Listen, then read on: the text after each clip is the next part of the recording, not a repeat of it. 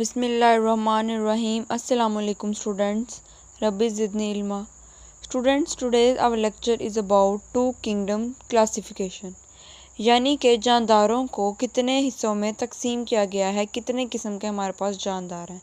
सबसे earliest system of classification हमारे पास है टू किंगडम क्लासिफिकेशन, जिसमें जानदारों को दो हिस्सों में तकसीम किया गया, यानी कि दो तरह के जानदार थे।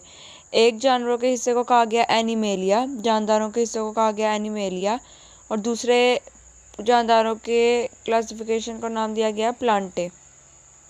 यानी कि हमारे पास जानदारों की दो इकसाम थी। अर्लीस्ट जो कि एरिस्टोटल ने जो है वो सिस्टम पेश किया था, two kingdom system of classification, उसमें एक हमारे पास किंगडम एनिमेलिया था, दूसरा किंगडम हमारे पास किंगडम प्लांटे था।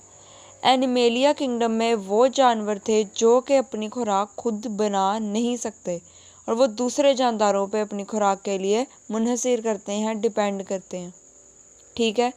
उसके अलावा जो दूसरा किंगडम है प्लांटे, उसमें आते हैं ऑटोट्रोफ, जो कि अपना खुराक, अपना खाना खुद तैयार कर सके किसी भी तरह, यानी कि वो कोई भी मोड्स ऑफ न्यूट्रिशन ले सकते हैं। उसमें वो अपनी खुराक खुद कैसे तैयार कर सकते हैं? फोटोसिंथेसिस के थ्रू। प्लांट्स जो होते हैं वो फोटोसिंथेसिस के थ्रू अपनी खुराक खुद तैयार करते हैं ना, लाइट के थ्रू वो कन्वर्ट करते हैं लाइट को और कार्बन डाइऑक्साइड को ग्लूकोज में। ठीक है, इसी तरह वो अपनी खुराक तैयार कर लेते हैं।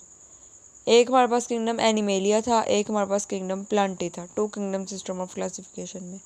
लेकिन इस किंगडम को, इस क्लासिफिकेशन को इतना वर्केबल नहीं समझा गया था because of the presence of यूगनीला लाइक ऑर्गेनिज्म। यूगनीला से मुराद ऐसे ऑर्गेनिजम्स हैं जिसमें प्लांट्स की भी कैरेक्टरिस्टिक होती हैं और कुछ एनिमल्स की भी होती हैं। अब इसको किसी एक में जो है वो स्पेसिफिक करना जो है वो सही नहीं है। अगर तो इसको प्लांट में हम करें तो वो हम क्यों करें? क्योंकि ये ऑटोट्रोफिक तो नहीं है, सिर्फ इसके पास क्लोरोफिल है, लेकिन ये ऑटोट्रोफिक नहीं है।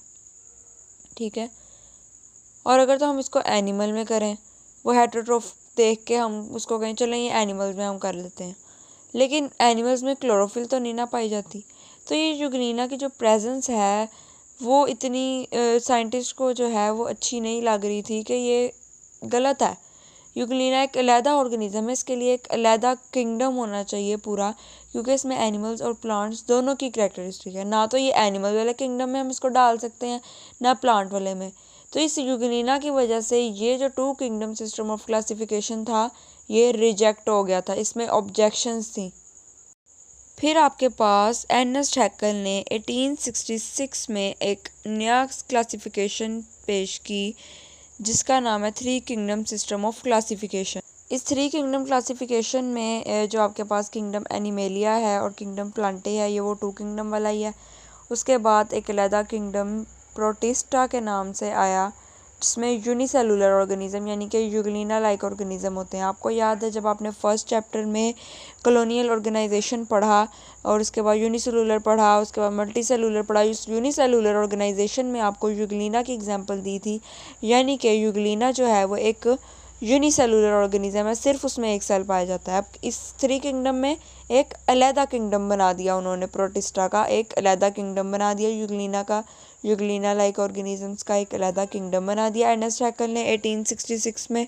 अब ये किंगडम तो उसने अलहदा थ्री किंगडम बना दिया, लेकिन कुछ इसमें अभी भी ऑब्जेक्शंस थी। किंगडम उसने यूग्नीना का अलग बना दिया, लेकिन प्रोकैरियोट्स और यूकैरियोट्स का डिफरेंस इस थ्री किंगडम की वजह से क्लियर नहीं हुआ। इसने इस डिफरेंस को इग्नोर किया एर्नेस्ट हैक्ल ने, प्रोकैरियोट्स और यूकैरियोट्स के डिफरेंस को। काफ़ी ऐसे एनिमल्स एनिमेलिया किंगडम में उसने प्रोकैरियोट्स और यूकैरियोट्स दोनों डाले हुए थे, मतलब कि वो उनके अंदर न्यूक्लियस नहीं भी था, कुछ एनिमल्स के अंदर और कुछ के अंदर था। ठीक है, ये इसने डिफरेंस जो है इग्नोर किया। और कुछ इसने जो है fungi resemble plants in many ways but are not, इसने एर्नेस्ट हैक्ल ने फंजाई को प्लांट किंगडम में डाला कि वो ऑटोट्रोफ है, लेकिन वो ऑटोट्रोफ नहीं है।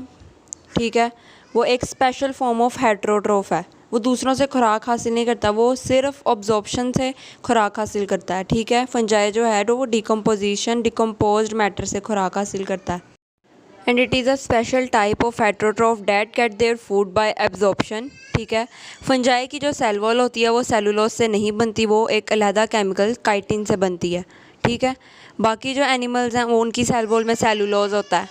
तो इस सेल वॉल के कंपोनेंट की डिफरेंस की वजह से भी जो है फंजाई की प्रेजेंस एनिमेलिया किंगडम में सूटेबल नहीं थी।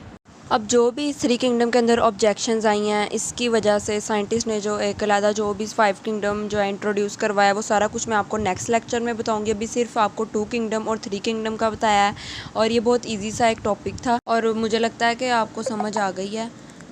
अब इसके अलावा भी अगर आपका कोई पॉइंट क्लियर नहीं है तो आप मुझे कमेंट सेक्शन में बताएं, मैं आपके सारे डाउट्स वगैरह कमेंट सेक्शन में क्लियर करूँगी। अगर अब वीडियो में समझाना होगा तो नेक्स्ट वीडियो में मैं आपके क्वेश्चंस का आंसर ज़रूर दूँगी।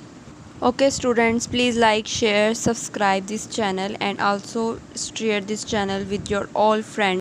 Take care of yourself and your parents and pay attention to your studies. Allah Hafiz students.